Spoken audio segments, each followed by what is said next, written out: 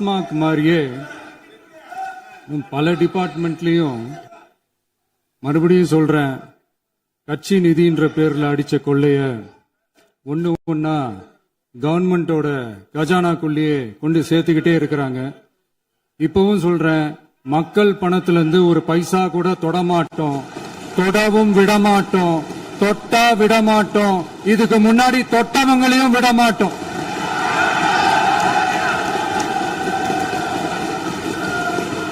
ஒவ்வொரு ஊழலா வெளியில வரும் போலே, ஒவ்வொரு வேஷமா கலைஞ்சிரும் போலே, இங்க இருக்கிற நிறைய பேரு நடுங்கி போய் இதுல நம்ம மேல அவதூறு வேற. இப்ப புதுசா ஒரு வெப்பன் ஒண்ணு கொண்டு வந்திருக்காங்க. அது என்ன தெரியுமா? அவங்க தயவால தான் நம்ம ஆட்சி நடக்குதாம். மக்கள் தயவால இந்த ஆட்சி நடந்துகிட்டு இருக்கு. மனசாட்சி உள்ள சக்திகளோட ஆதரவால இந்த ஆட்சி நடந்துகிட்டு இருக்கு. நாங்க தான் அனுப்பி வச்சோம், நாங்க தான் அனுப்பி வச்சோம் அப்படின்றாங்களே. அனுப்பி வச்சவங்களுக்கு மினிஸ்ட்ரியில இடம் கொடுத்தா ஏன் கதறீங்க? ஏன் இவ்வளவு கோபம்? ஏன் இவ்வளவு கதறல்ஸ்? இதுல இன்னொரு முக்கியமான விஷயம், மார்க்சிஸ்ட் கம்யூனிஸ்ட் கட்சி நமக்கு ஆதரவு கொடுத்தது சுயேட்சையா எடுத்த முடிவுன்னு சொல்றாங்க. அதே மாதிரி இந்திய கம்யூனிஸ்ட் கட்சி நமக்கு ஆதரவு கொடுத்தது சுயேட்சையா எடுத்த முடிவுன்னு சொல்றாங்க. இதுல எங்க இருந்து நாங்க தான் அனுப்பி வச்சோம், நாங்க தான் அனுப்பி வச்சோம்னா புரியலையே. மக்களுக்கு நல்லா புரியும், எல்லாத்தையும் தெளிவா பார்த்துக்கிட்டு இருக்கிறாங்க.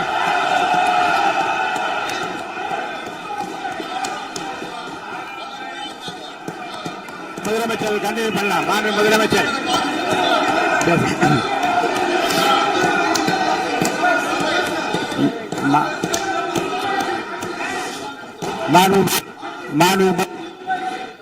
மாண்பு முதலமைச்சர் கண்டினியூ பண்ணலாம். நீ கண்டினியூ பண்ணலாம்.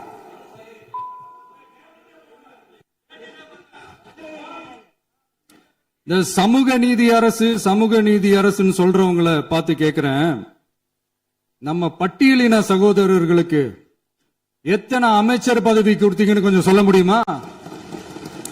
ஆனா நம்மளுடைய அரசுல 8 அமைச்சர் பதவிகள் யாருக்கு? நம்ம பட்டியலின சகோதரர்களுக்கு. எல்லாம் நம்ம அண்ணன், நம்ம தம்பி, நம்ம தங்கச்சிங்க. அண்ணல் அம்பேத்கர் அவர்களுடைய கிட்டத்தட்ட 100 ஆண்டு கால கனவு இப்ப நிறைவேறி இருக்கு.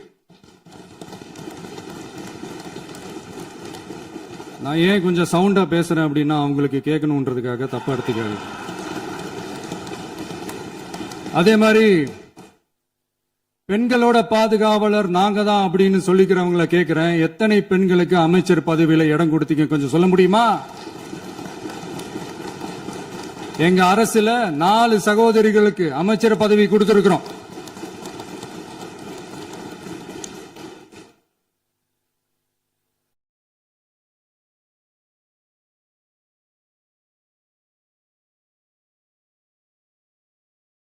அதனால மக்களால் நிராகரிக்கப்பட்டு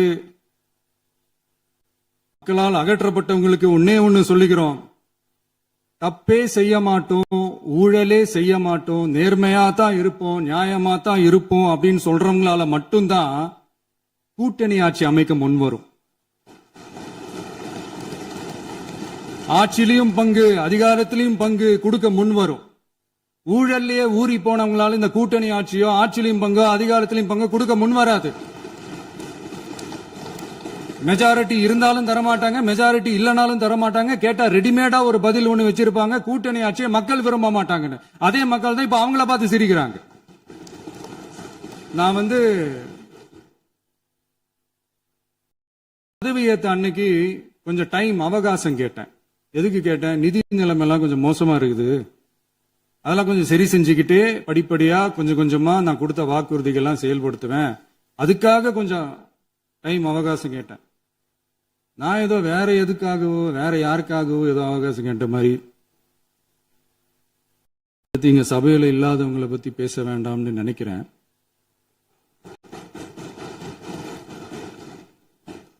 இங்க நம்மளை பத்தி அவதூறு பரப்புறதோட மட்டும் இல்லாம இப்ப நம்ம மக்கள் மேலயும் அவதூறு பரப்ப ஆரம்பிச்சிட்டாங்க.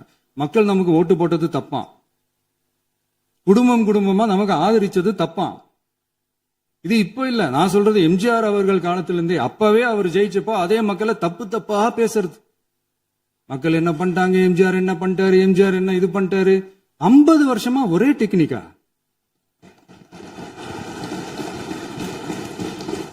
டெக்னாலஜி எல்லாம் மாறி வேற எங்கேயோ போயிட்டு இருக்கு பஸ்.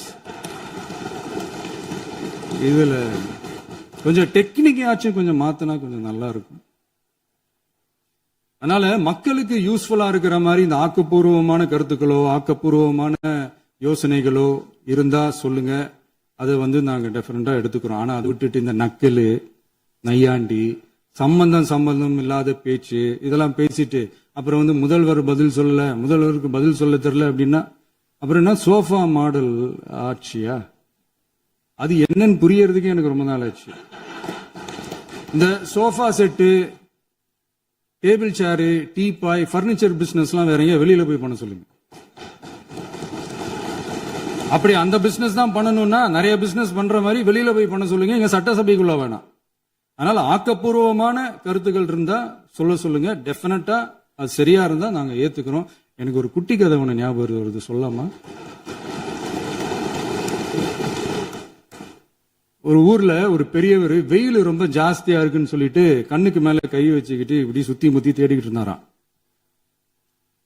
அப்ப கூட இருந்த ஒரு சின்ன பையன் என்ன தேடுறீங்க அப்படின்னு கேட்டானா. அதுக்கு அந்த பெரியவர் சொன்னாரா, அது ஒண்ணு இல்ல தம்பி, உங்க அப்பா இங்கதான் இருப்பாருன்னு சொன்னாங்க, அதான் தேடிக்கிட்டு இருக்கேன். எங்க உங்க அப்பாவையா காணோம்?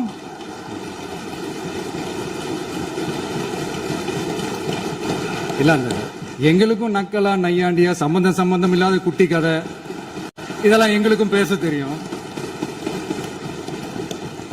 அந்த கதையில பெரியவர் அப்படி சொன்னாராம், தப்பா எடுத்துக்காதீங்க. அந்த கதையில பெரியவர் அப்படி கேட்டாராம். அதனால யாரும் இங்க டென்ஷன் ஆக வேணாம். அதனால இன்னொரு இந்த என்னுடைய உரையை முடிக்கிறதுக்கு முன்னாடி போயிட்டாங்க, பேசலாமா? உங்க கருத்துக்களை நீங்க முழுமையாக மன நிறைவோடு பேசலாம். டிவியில பார்த்தோம். சரி, அதான் 5 நிமிஷம் பேசுனதுக்கே கொளத்தூரி இந்த ஆட்டம் அடிச்சு பேசுனா அப்புறம் என்ன பண்றது? கடைசியா நான் இந்த உரையை முடிக்கிறதுக்கு முன்னாடி ஒரு முக்கியமான ஒரு விஷயம் பத்தி சொல்லணும். ஆளுநர் உரை அன்னைக்கு இந்த தமிழ் தாய் வாழ்த்துக்கு அப்புறம் தேசிய கீதம் பாடினது தப்பு, தேசிய கீதம் 2 முறை பாடினது தப்பு, அப்படி ஒரு நிகழ்வு இதுக்கு முன்னாடி இந்த சட்டசபையில நடந்ததே கிடையாது, அந்த மரபே மாத்திட்டீங்க, இப்படி ஒரு பெரிய ஒரு போர் மாதிரி எதிர்கட்சி சார்ந்தவங்க எல்லாம் சொன்னாங்க இல்லையா? அந்த மாநில உரிமை போராளிகளை, அந்த மரபு காக்கிற உரிமை போராளிகளை ஒரே ஒரு கேள்விதான் கேட்கணும். 2021 ஆகஸ்ட் 2 ஞாபகம் இருக்கா? Centenary celebration of Tamil Nadu legislature. அந்த ஃபங்க்ஷன்ல நம்ம முன்னாள் முதலமைச்சர் கருணாநிதி அவர்களோட கலைஞர் அவர்களுடைய கலைஞர் அவர்களுடைய புகைப்படத்தை மாண்புமிகு குடியரசுத் தலைவர் திறந்து வைக்கிற ஒரு ஃபங்க்ஷன். அந்த ஃபங்க்ஷன்ல national anthem followed by Tamil Thai Vazhthu அப்படின்னு அறிவிச்சது ஞாபகம் இருக்கா? அதாவது தேசிய கீதத்துக்கு அப்புறமா 2வது முறையா, நோட் திஸ் பாயிண்ட் மாண்புமிகு பேரவைத் தலைவர் அவர்களே, பிளீஸ் நோட் திஸ் பாயிண்ட். தேசிய கீதத்துக்கு அப்புறம் 2வது முறையாக தமிழ் தாய் வாழ்த்து பாடப்படும் அப்படின்னு சொன்னது ஞாபகம் இருக்கா? அதுவும் முத்தமிழ் அறிஞர் அப்படின்னு சொல்ற நம்ம கலைஞர் அவர்களுடைய அந்த புகைப்படம் வெளியிட்டு விழாவில் அவர் இருந்த இதே சபையில தமிழ 2வது இடத்துக்கு தள்ளினது யாருன்னு ஞாபகம் இருக்கா? அது மட்டும் இல்ல, அந்த தேசிய கீதத்தை நாட்டுப்பண் நேஷனல் ஆந்தம்னு சொல்லி அதே ஃபங்க்ஷன்ல கடைசியா ஃபங்க்ஷன் முடியும் போது செகண்ட் டைம் தேசிய கீதம் பாடினதும் ஞாபகம் இருக்கா? இதே அவையில் தான், அது அவை குறிப்பிலும் இருக்கிறது, இதே அவையில் தான் நடைபெற்றது. இந்த book- தக்க நேரத்தில் இந்த ஆதாரங்களை அளித்த மாண்பு முதல் அவர்களுக்கு நன்றியை தெரிவித்துக் கொள்கிறேன். டவுட் இருந்தா இந்த புக்கை பார்த்து தெரிஞ்சுக்கலாம். அதனால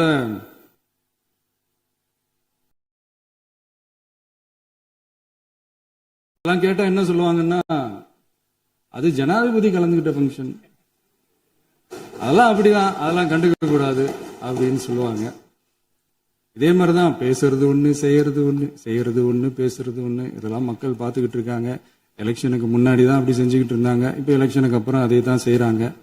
இந்த விஜயையும் சாமானியர்களின் உண்மையான சமூக நீதி அரசையும் அவமானப்படுத்துறதுக்கு தான் அவங்களோட அந்த பொலிட்டிக்கல் சீனியாரிட்டி அது பயன்படுத்துது போல. சரி, செய்யட்டும் செய்யட்டும், நல்லா செய்யட்டும். இப்போ ஆனாலும் நம்மளுடைய மாநில உரிமை, மொழி உரிமை, உத்தமபுத்திரர் போல வேஷம் போடுற எதிர்கட்சிக்கு ஒன்றை மட்டும் ஆணித்தரமாக சொல்றோம். உங்களை மாதிரி தமிழ்னு சொல்லிக்கிட்டு, மொழி, பண்பாடு, கலாச்சாரம்னு சொல்லிக்கிட்டு ரெட்டை வேஷம் போடுறவங்க நாங்க கிடையாது. உலகெங்கும் வாழும் என் தமிழ் சொந்தங்களுக்கு நம்முடைய உத்தரவாதம் தமிழ் தான் எங்க உயிர் நாடி அப்படின்றத மறக்க மாட்டோம்.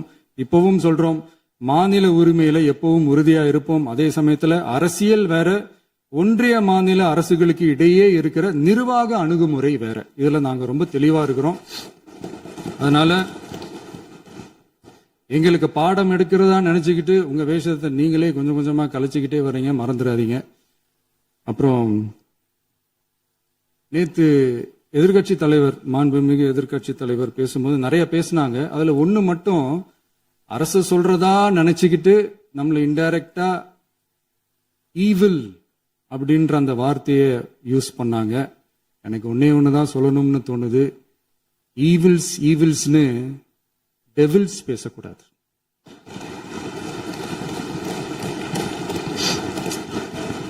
அவங்க இருந்திருந்தா ஒரு ஆக்ஷன் பண்ணணும்னு எனக்கு தோணுச்சு. எல்லாரும் போயிட்டாங்க. பர்மிஷன் பண்ணலாமா? இப்பவும் பண்ணலாம், ஒன்றும் தப்பு இல்லை.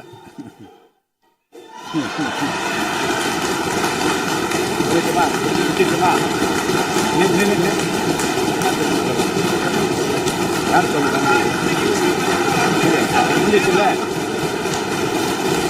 எழுந்து சொல்லுங்க, உட்காந்து சொல்லட்டுமா?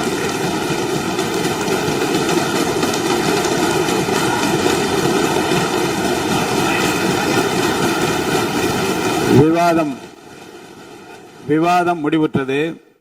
மாண்புமிகு உறுப்பினர்கள் முன்மொழிந்த திருத்தங்கள் வலியுறுத்தப்படுகின்றனவா என்று அறிய விரும்புகிறேன். மாண்புமிகு உறுப்பினர்கள்